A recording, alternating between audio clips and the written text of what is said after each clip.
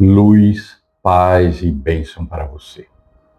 A paraxá dessa semana conta a história da luta de Moisés e Arão, sob as ordens divinas, pela libertação do povo de Israel da escravidão egípcia.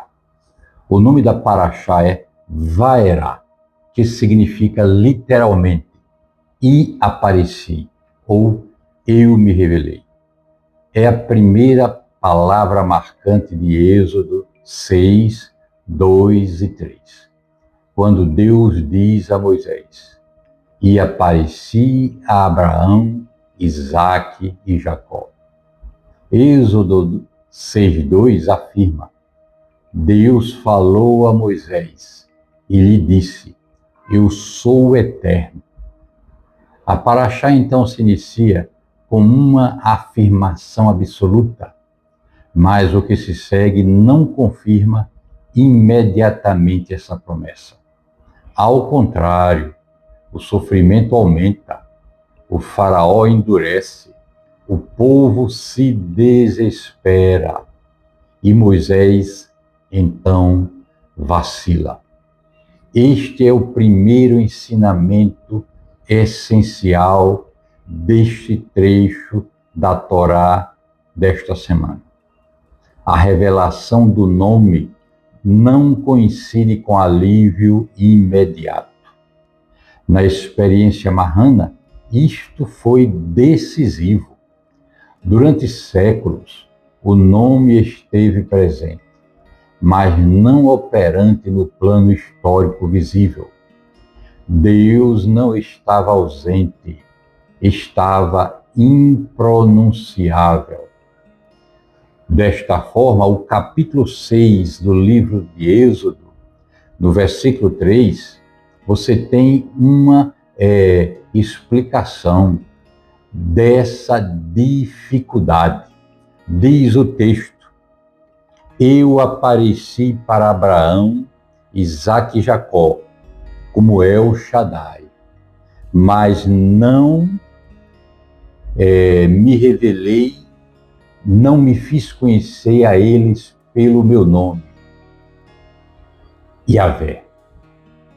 Aqui não se trata de ignorância teológica, mas de impossibilidade existencial. O nome existe, mas as condições históricas ainda não permitem sua encarnação plena. Existem textos bíblicos que consolam. Vaerá, a paraxá dessa semana, não é um deles. Vaerá começa com uma promessa máxima. O nome é revelado, o nome supremo. E, no entanto, nada melhora. O povo continua escravizado. Mas ainda o sofrimento se intensifica. O faraó endurece as condições de existência dos hebreus do cativeiro. Aqui está então o escândalo teológico que muitos evitam. O nome não resolve a história. Ele, pelo contrário, complicou. Vejam, este é o núcleo do marranismo. Nos reinos da Espanha e Portugal, o nome foi deslocado para gestos mínimos, dissolvido em hábitos domésticos, cifrado em silêncios, protegido por duplicidade. O marrano é aquele que esqueceu o nome, é aquele que o salvou da destruição, escondendo-o dentro de si. Quer dizer, ele esqueceu, entre aspas. Na verdade, ele escondeu o nome do Ser Supremo. Assim, Vaerá é a paraxá dos que creem antes de poder crer em público. Moisés, nesse trecho da Torá, não triunfa. Ele fala e a situação piora.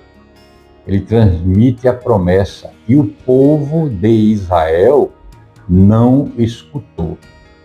Os criptocabalistas viveram séculos conhecendo a Deus apenas por seus nomes cristãos, Jesus, Maria, a Trindade, mas em segredo, no silêncio das casas, nas práticas clandestinas, guardavam o nome inefável, a identidade verdadeira do Deus de Israel. Ora, Samuel Schwartz, o engenheiro de Minas polonês que descobriu a comunidade dos marranos de Belmonte, em 1925, ele estava em contato com os criptocabalistas de Belmonte e pronunciou a palavra Adonai diante de uma mulher marrana. Ela então exclamou emocionada: "O homem é judeu", disse Adonai. Era uma das poucas palavras hebraicas que ainda conheciam após 400 anos de clandestinidade. Desta forma, Vaerá nos ensina a revelação plena do nome divino coincide com o momento da libertação. Para os marranos, isso significava que, enquanto vivessem sob opressão, sua relação com Deus seria necessariamente parcial, oculta, marrana. O texto bíblico então registra: "Não me ouviram por causa da angústia de espírito". Êxodo 6, versículo 9. Este versículo é um espelho exato da experiência marrana. A opressão contínua produz algo mais cruel que o medo? É a exaustão da escuta. O povo não rejeita Deus, simplesmente não consegue mais ouvir promessas. Moisés aqui, então, neste episódio, é o arquétipo do criptojusto, portador da palavra, desacreditado, impotente diante do sistema. A tradição marrana reconhece este Moisés como seu ancestral espiritual. O faraó que está registrado em Êxodo 6 a 9, não é apenas um indivíduo, ele é uma arquitetura de poder. Seu coração endurece, não por ignorância, mas porque precisa endurecer para que o sistema continue funcionando. O faraó, então, de Vaerá, não é apenas um homem cruel, ele é um sistema que controla corpos, regula nascimentos, administra o tempo, transforma a memória em ameaça. Por isso, ele endureceu o coração, não por capricho psicológico, mas porque sistemas não cedem facilmente à revelação. Aqui então nasce uma leitura ontológica do texto. O faraó é toda a estrutura que transforma a diferença em crime hereditário. Na história da Península Ibérica, o faraó assume outras formas. É o tribunal do Santo Ofício. Foi a confissão forçada, foram os estatutos de pureza de sangue, foi a vigilância cotidiana. O faraó não odeia o hebreu, ele não pode permitir sua diferença. Por isso, o conflito não é moral, o conflito não é religioso, o conflito é ontológico. As pragas não são castigos arbitrários, são desmascaramentos sucessivos. Cada praga revela a fragilidade do mundo que se dizia absoluto. O Nilo, o rio Nilo, símbolo de vida, vira sangue. A terra fértil gera infestação. A luz se obscurece. O corpo é atingido. Na leitura marrana, as pragas correspondem ao processo histórico em que o cristianismo oficial revelou sua violência estrutural. A promessa de salvação tornou-se máquina de morte. A ordem divina mostrou-se profundamente humana e cruel. Porém, o livro de Êxodo 12:12 registra: sobre todos os deuses do Egito farei juízos. A história então ensina que quem pratica a opressão sistemática acaba sendo atingido pelas próprias pragas que lança. A Inquisição Ibérica, ao expulsar e perseguir os judeus sefarditas, infligiu sobre Portugal e Espanha consequências que podem ser lidas como pragas à luz desta paraxá de Vaerá. Além disso, podemos ler a Inquisição como a tentativa suprema do sistema, da moral vigente, da preservação do status quo. A tentativa de aniquilar a alma, a essência da espiritualidade, a tentativa de aniquilar a transgressão evolutiva, a tentativa de aniquilar o diferente, o movimento da história. Desta forma, como o Faraó, ao tentar congelar a história para impedir a traição da saída, a Península Ibérica condenou-se à putrefação. Dentro deste contexto, desejo mostrar para vocês as 10 pragas que a Inquisição atraiu sobre a Península Ibérica. A primeira praga, a praga do sangue, uma hemorragia demográfica. Com a expulsão de 1492 na Espanha e 1496, aproximadamente em torno de 200 a 300 mil judeus abandonaram a Península Ibérica. Houve uma perda de 10 a 15% da população de Portugal, estimada na época no total de 1 milhão de habitantes. O Nilo da nação, sua força vital demográfica, se tornou em sangue, esvaziando-se em diáspora.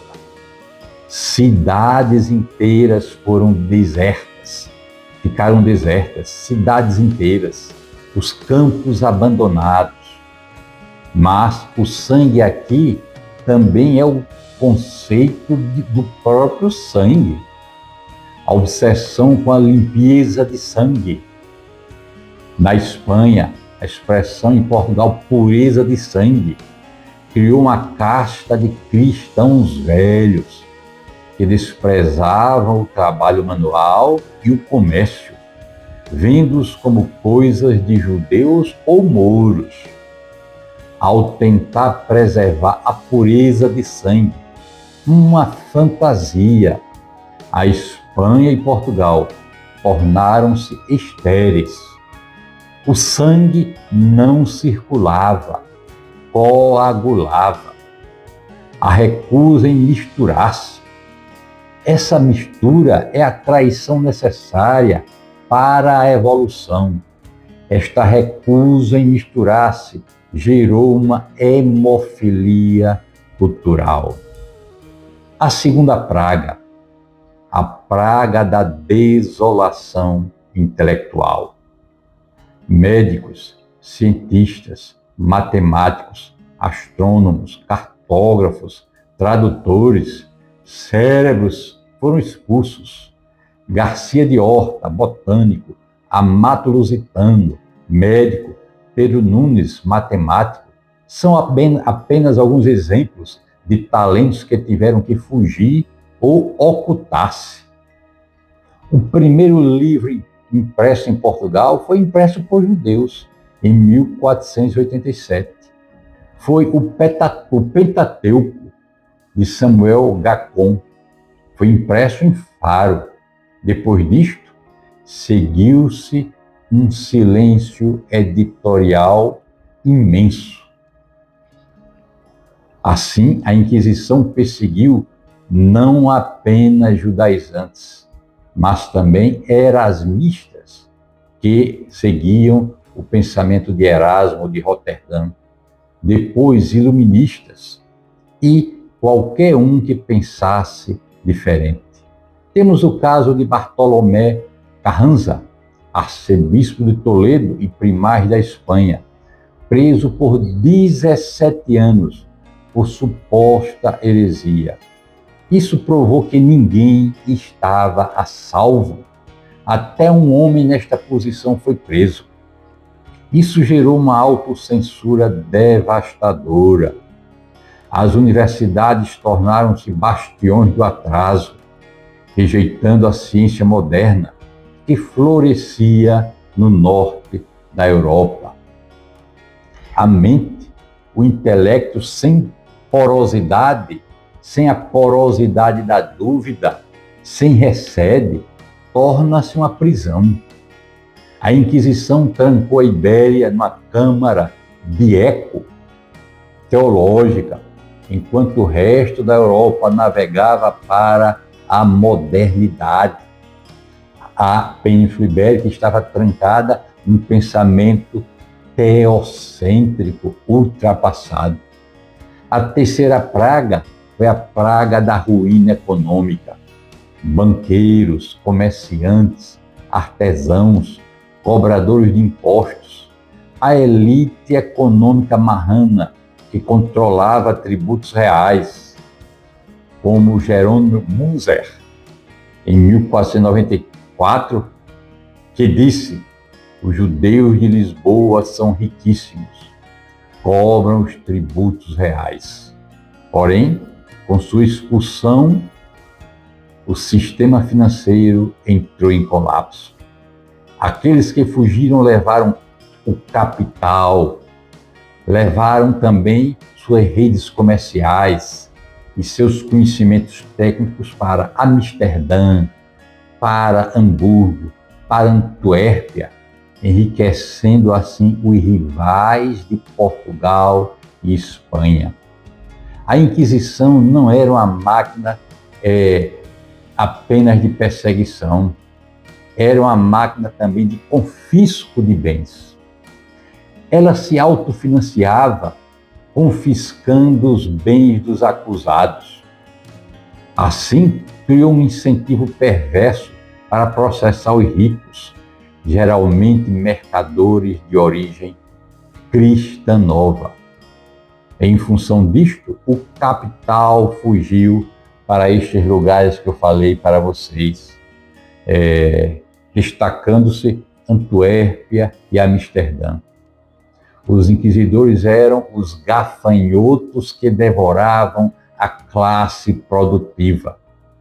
O sistema de delação que eles construíram era um sistema de delação anônima.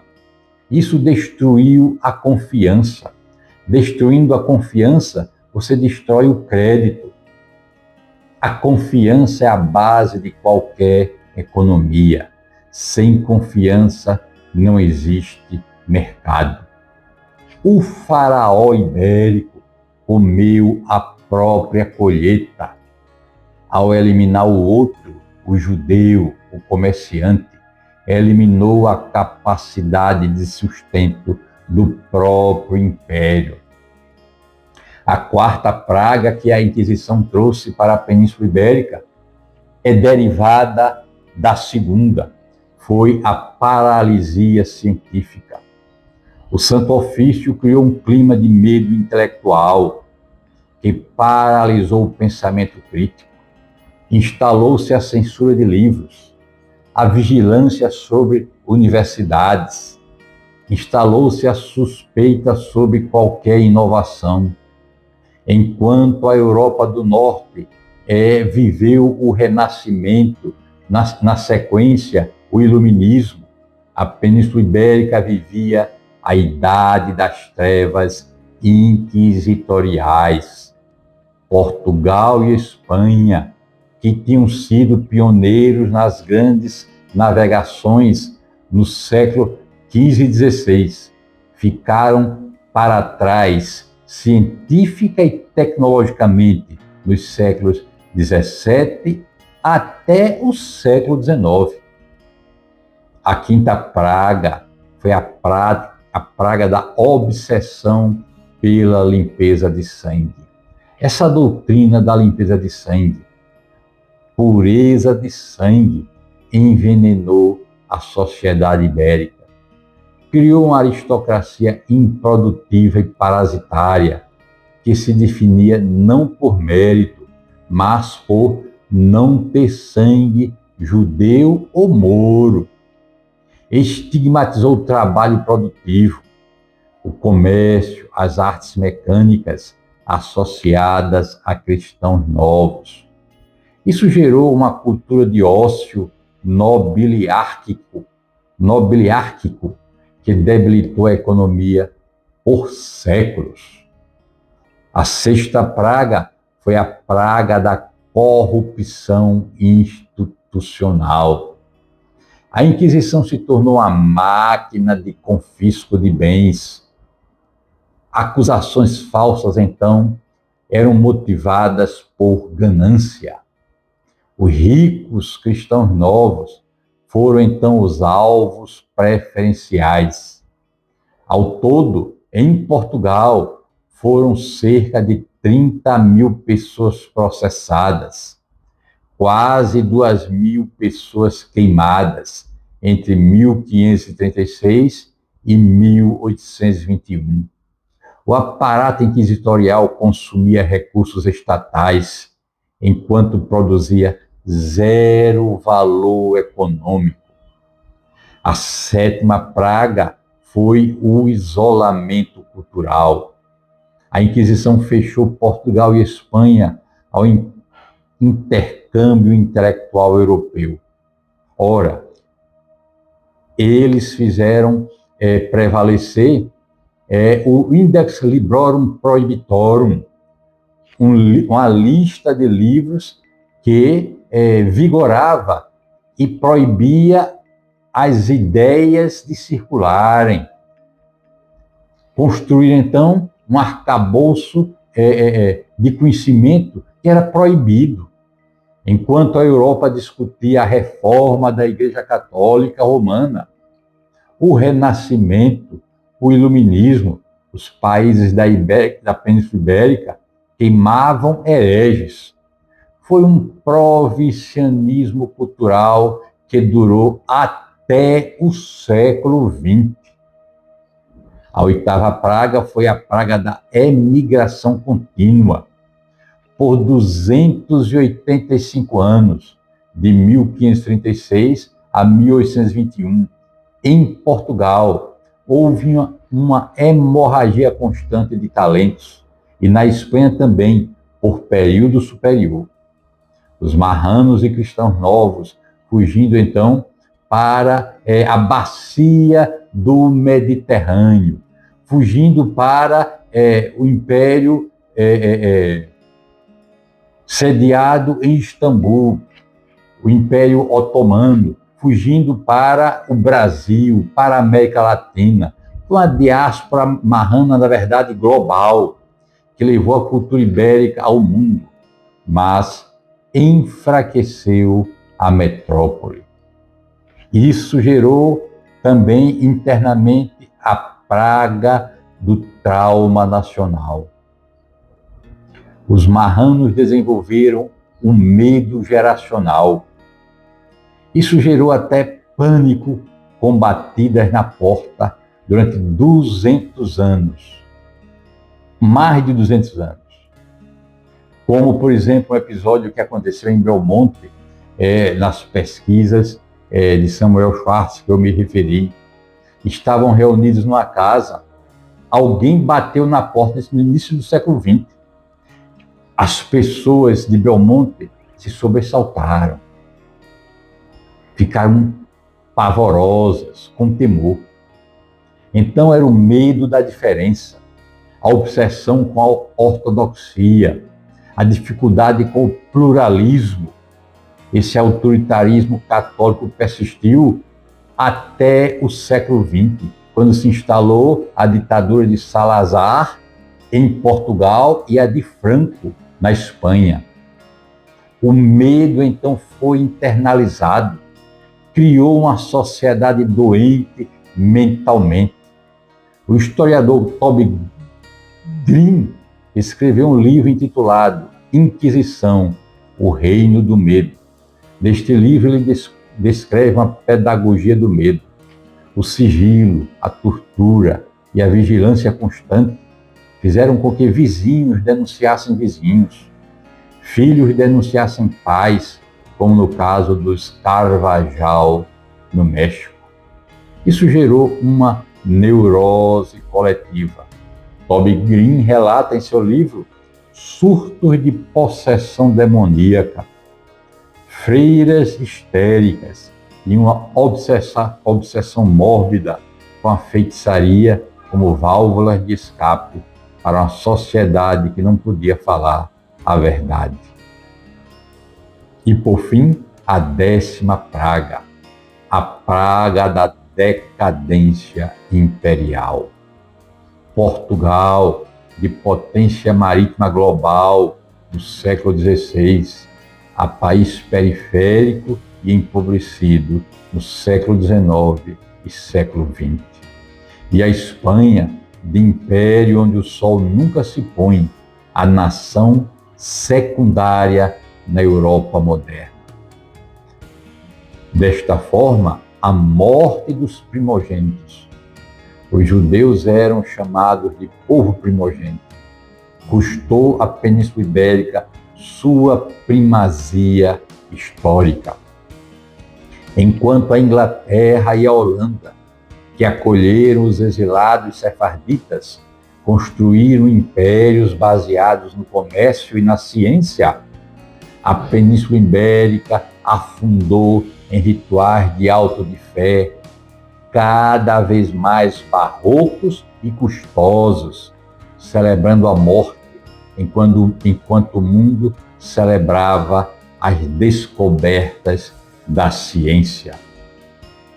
Percebam, a morte dos primogênitos aqui é a morte do futuro da nação. Portugal e Espanha tornaram-se periféricos, presos a um passado de glória que era, na verdade, sua sepultura. A ironia histórica é que os opressores foram atingidos pelas pragas. Vejam, isso mostra a semelhança com o Egito bíblico, que oprimiu os hebreus e acabou devastado pelas próprias pragas. Portugal e Espanha inquisitoriais colheram séculos de consequências por terem perseguido seus judeus. O princípio bíblico se cumpriu. Este é o grande princípio bíblico, ainda em vigor nos dias de hoje. Abençoarei os que te abençoarem, e amaldiçoarei os que te amaldiçoarem. Gênesis 12, verso 3. Esta foi a promessa a Abraão e seus descendentes. As nações que expulsaram os judeus entraram em declínio. As nações que os acolheram, especialmente Holanda e Inglaterra, depois Estados Unidos, prosperaram, tornaram-se potências globais, lideraram revoluções científicas e industriais. Amsterdã, no século XVII, foi refúgio de judeus sefarditas expulsos. Esta cidade tornou-se centro financeiro global. Enquanto isso, Lisboa declinou. Isso não é coincidência. É a lógica histórico-teológica da Paraxá de Vaierá, que nós lemos hoje e estamos aplicando à história. Deus faz juízos sobre todos os deuses dos opressores. E a Inquisição, com sua pretensão de falar em nome de Deus, enquanto praticava genocídio cultural, era ídolo que precisava cair. A história valida, então, essa interpretação marrano-cabalística de uma forma impressionante. Percebam, esta interpretação não é um auto-engano religioso, não é uma forçação de barra dos marranos. Eu estou mostrando para vocês dados históricos concretos. A hemorragia demográfica, o colapso econômico, a paralisia intelectual, a decadência imperial, tudo isto está documentado, é mensurável, é inegável. Qualquer observador com mínimo de conhecimento histórico constata isto, qualquer estudante. A Inquisição realmente funcionou como um faraó coletivo que, ao endurecer o coração contra o povo judeu sefardita, acabou trazendo pragas sobre si mesmo. E essas pragas duraram séculos, muito mais que os dias ou semanas das pragas egípcias. O Egito não foi destruído de uma vez. Ele entrou em colapso simbólico. Assim também o sistema inquisitorial não caiu por conversão, mas por exposição progressiva de sua própria mentira. Quando a Torá fala das pragas, não fala apenas de punição, fala de colapso sistêmico. Igualmente, podemos ler a história da Península Ibérica, ruptura demográfica, conforme eu já mencionei, empobrecimento intelectual, perseguição de redes econômicas, medo como política de Estado, não como vingança divina, mas como efeito estrutural de um sistema que idolatra o controle. Onde o faraó governa por medo, o próprio tecido social adoece. Meu amigo e minha amiga, aqui então, pela interpretação marrano-cabalística da Paraxá de Vaierá, nós estamos mostrando para vocês que existem consequências para o endurecimento das consciências contra as revelações divinas. Vaierá não é a Paraxá de esperança fácil, é uma Paraxá de resistência ontológica. E eu gostaria então de, ao final das considerações sobre a Paraxá de Vaierá, convidar cada um de vocês que ainda não está inscrito no canal Beit Hassod, Centro Marrano de Kabbalah, para se inscrever no canal, divulgar nossos vídeos com seus conhecidos, curtir, comentar. Isto faz diferença na evolução e na consolidação de nosso trabalho. E, sobretudo, se inscreva no canal de WhatsApp do Beit Hassod. Pesquise no WhatsApp Beit Hassod, Centro Marrano de Kabbalah, e você vai encontrar o nosso canal de WhatsApp. Por que é importante você se inscrever no canal do Beit Hassod? Porque lá eu divulgo cada cerimônia, cada ritual. Divulgo também a conexão semanal de Shabbat. E assim você poderá participar dos eventos, das cerimônias, dos rituais do Beit Hassor. Até o próximo.